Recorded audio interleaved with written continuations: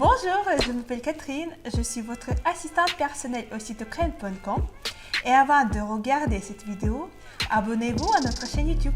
Merci. Bonjour, je m'appelle Katia, je suis votre assistante personnelle au site ukraine.com et aujourd'hui je veux faire un petit témoignage avec Germain. Bonjour. Bonjour. Comment allez-vous? Mais très bien. Et la première question, votre petit feedback sur l'agence ukraine.com à propos des interprètes de notre équipe. Je vous écoute. Ils ont une excellente disponibilité à toute heure. Dès que j'avais un problème, j'avais juste appelé Katrina ou Oksana, mon interprète, et ils étaient toujours disponibles, prêts à venir, vraiment génial. Rien à dire. Quelques mots à propos des rendez-vous. Mais j'en ai eu seulement avec une seule femme, et tout s'est très bien passé même. Très bien se passer, oui. Voilà. J'ai rendez-vous encore avec elle tout à l'heure.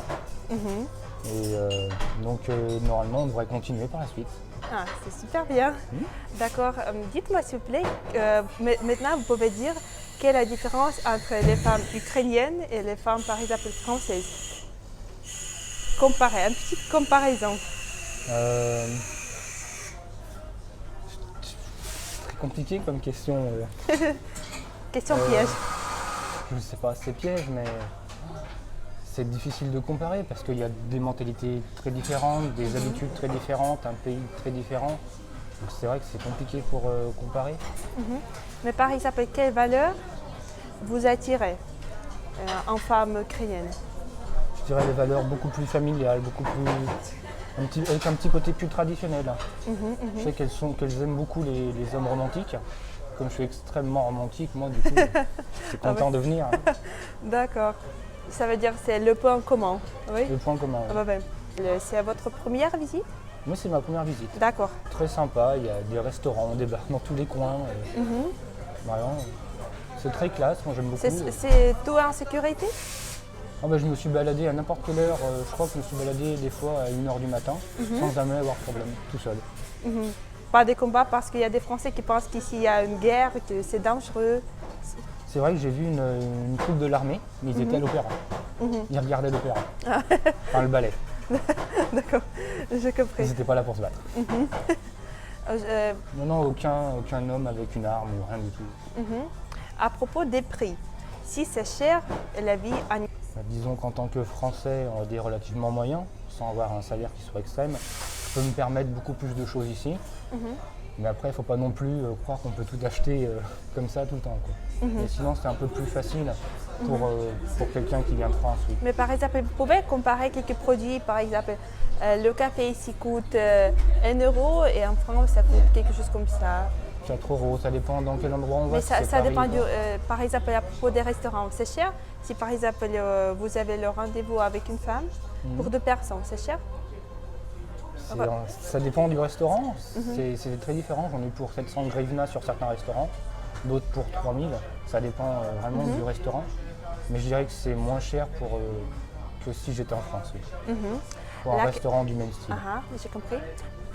La question, comment vous vous débarrassez de la barrière de langue? J'ai la chance elle parle très bien anglais, même si elle dit le contraire.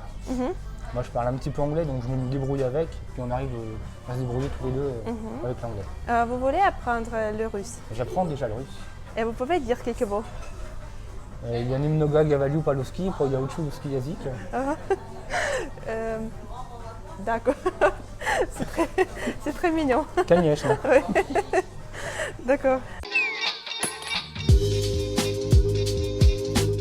Like la vidéo et cliquez ici, ça me ferait plaisir. C'est par exemple quand les femmes trahissent ou elles fument ou elles prennent les drogues. Le mensonge. Vous ne pouvez pas. Non. C'est pas normal de se mentir dans une relation, donc je ne mens pas. Donc j'aime à supposer qu'elle en fait autant. D'accord.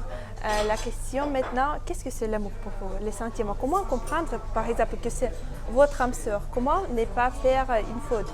Parce qu'il y a beaucoup de personnes qui hésitent, je ne sais pas, par exemple, le temps passe et tu comprends, il faut peut-être épouser une personne et je ne veux pas être célibataire, qu'est-ce que je dois faire?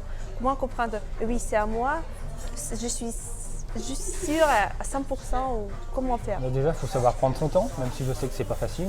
Il faut prendre son temps pour pouvoir connaître bien les autres personnes, pour pouvoir essayer de ressentir des choses, un feeling, après des émotions, etc.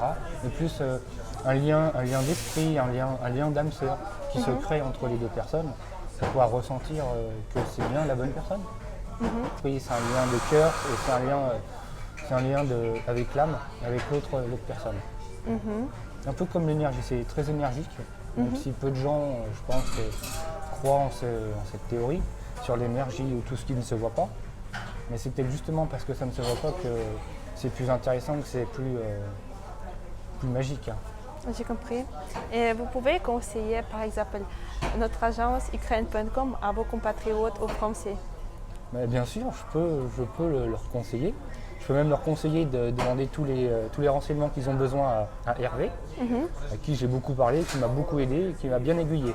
Parce que c'est vrai que quand on ne connaît pas le pays, venir ici un peu comme un touriste, on va se mettre beaucoup de barrières par rapport aux femmes, par rapport aux mentalités, aux habitudes. Donc il y a beaucoup de choses à apprendre du pays, sur les femmes aussi, donc il est important d'en apprendre avant. Et c'est vrai que Hervé, lui, il peut beaucoup aider. Non, la personne que j'ai rencontrée. Mais c'est vrai que les gens pensent ça. C'est pareil, j'en ai pas parlé beaucoup autour de moi parce que les gens pensent ça, j'ai pas envie d'avoir leur avis. Je préfère faire mon avis moi-même sur place.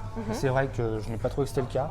Il faut savoir aussi que si une femme ukrainienne vient en France, elle perd donc toutes ses habitudes, elle perd toute sa famille qui est autour, toutes ses amis, toutes ses habitudes, les mentalités qu'elle a, tout peut-être ce qui est un peu plus tradition. Voilà.